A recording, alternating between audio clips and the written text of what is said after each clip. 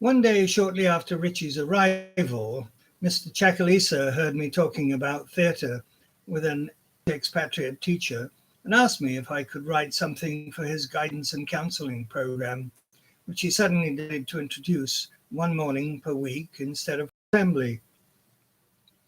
He was very good at hearing things, and he put his extra sensitive ears to good use with many in many areas, to the point where it became a bit uncomfortable. However, I obliged and started writing some mini scripts that could be used as conversation starters. Most of the teachers began to shun my company one day per week as a sellout, but I had fun with my class.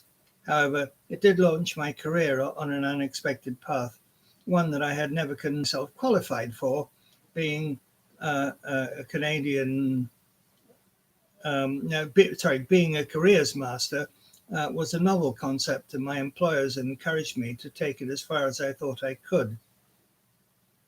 In July 1990, Mr. Chakalisa announced that he was leaving Martis Bay to attend the London School of Economics to study for a master's degree.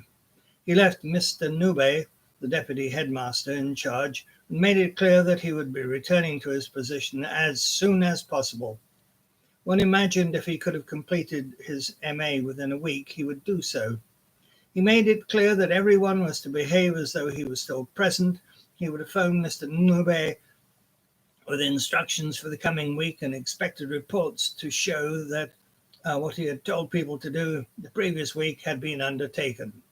He was not pleased when, in December, he learned that I was transferring to Moeng College, one of the oldest secondary schools in the country, and therefore his greatest competition. Word came that they were looking for a careers master, so I applied. I still feel somewhat guilty, though clearly not sufficiently so at the time, because I made the move out of Francistown and 68 kilometres off the tarred road into the middle of the Swapong Hills. I hadn't felt much of a connection with the students at Martis Bay, with their city lifestyles and their relatively poor behaviour. I was heading back to the rural areas, hoping that I would find again the feeling I had while living in Madziwa of being part of a community.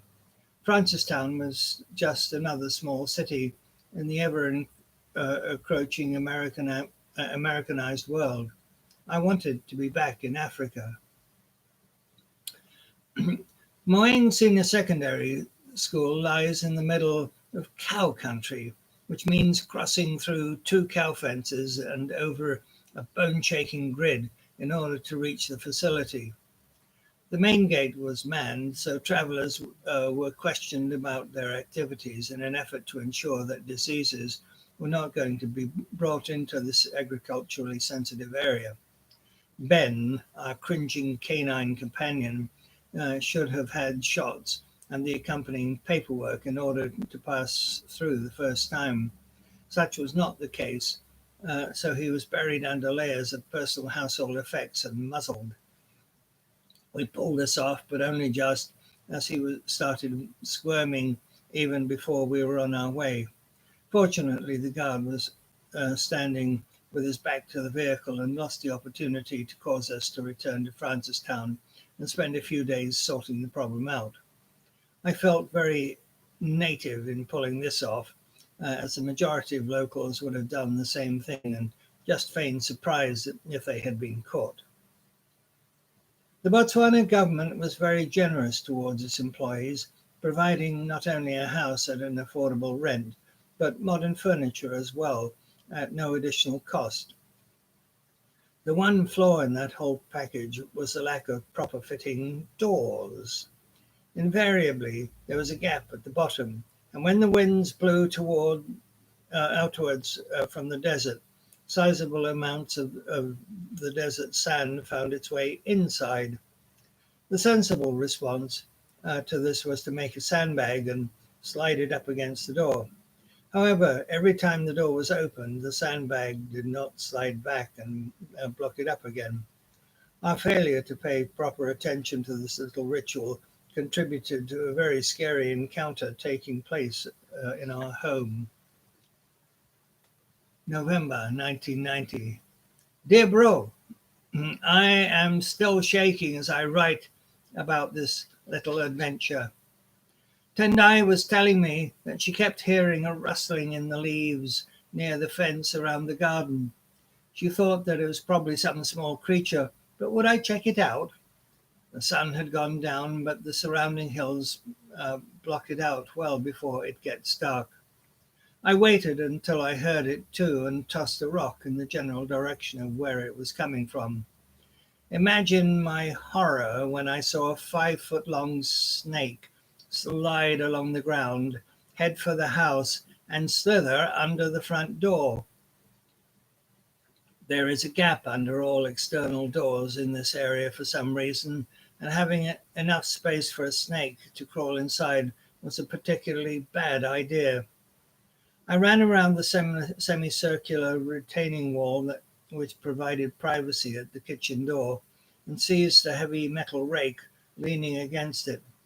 The door blasted open and Tendai ran out carrying little Richie in her arms. "It's a mamba!" she cried.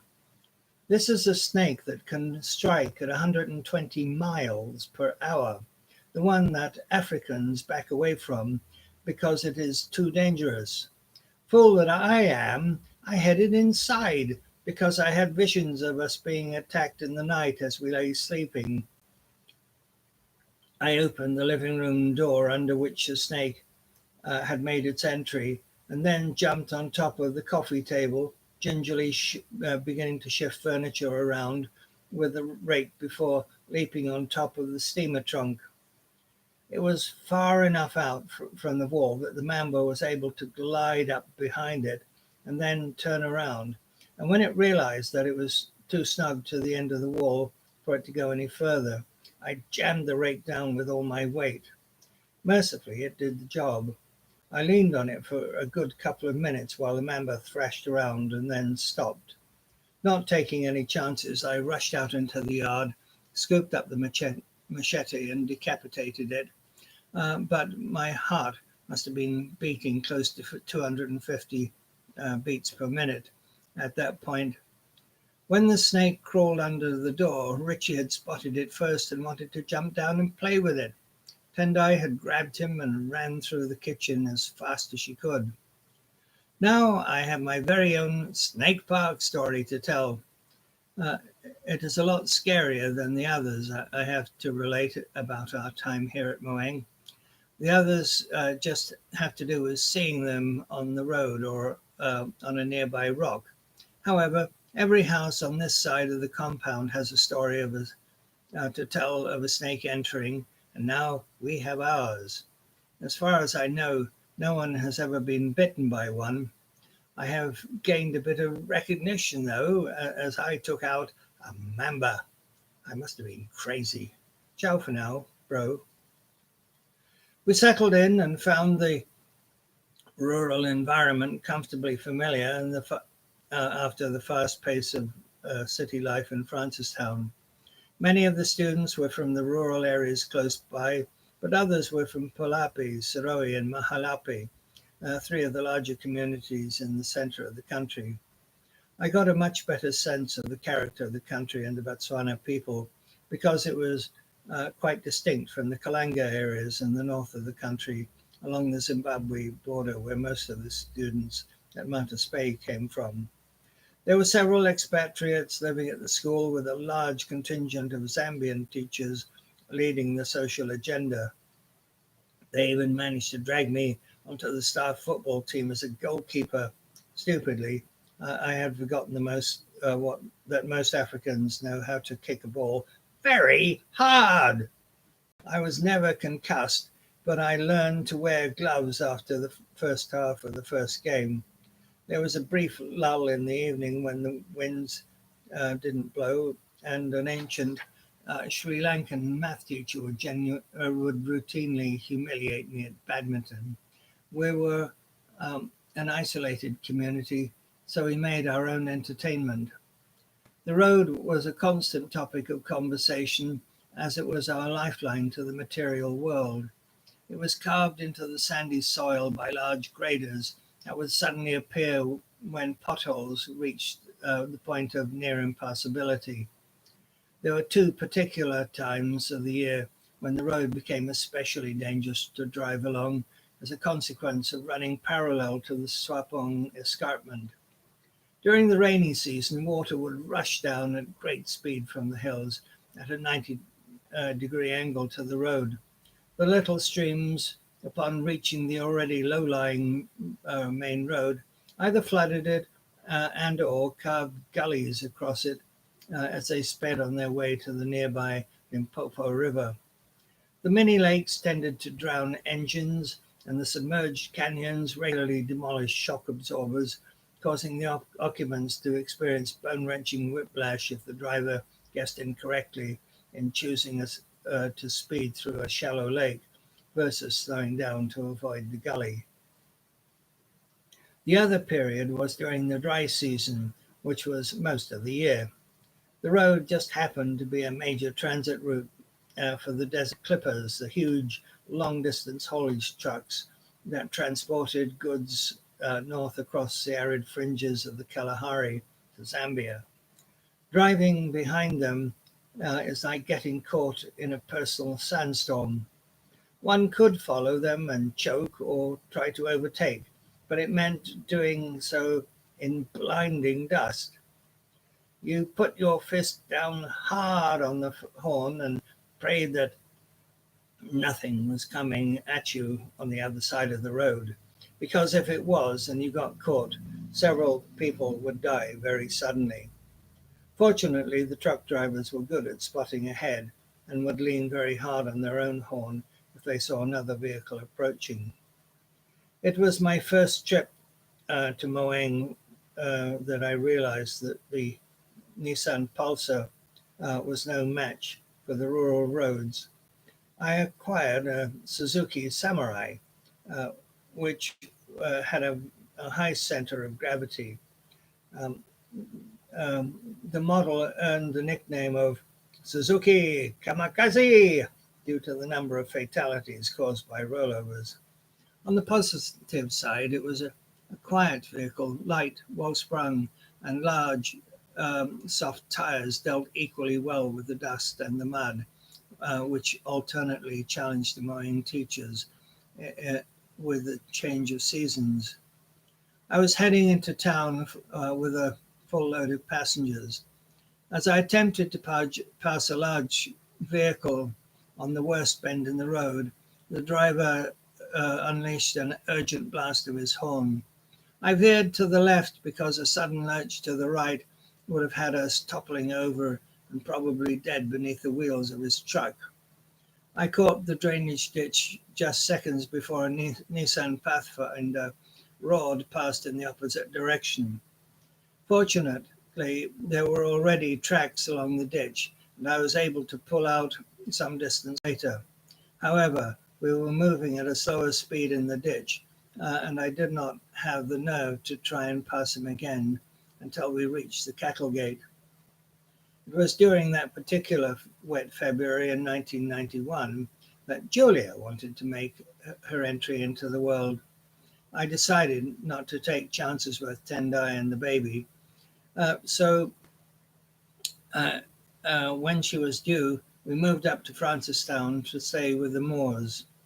I advised the headmaster that I might be a bit late, um, uh, back a bit later than scheduled, as I would wait in Francistown until the baby was born.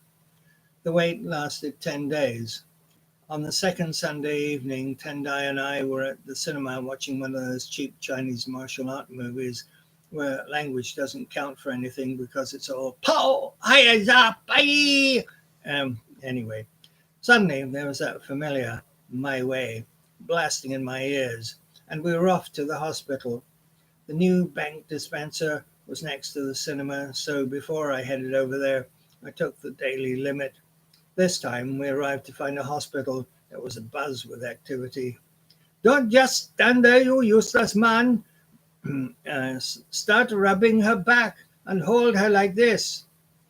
The midwife was a cheery woman in her 50s from Sri Lanka.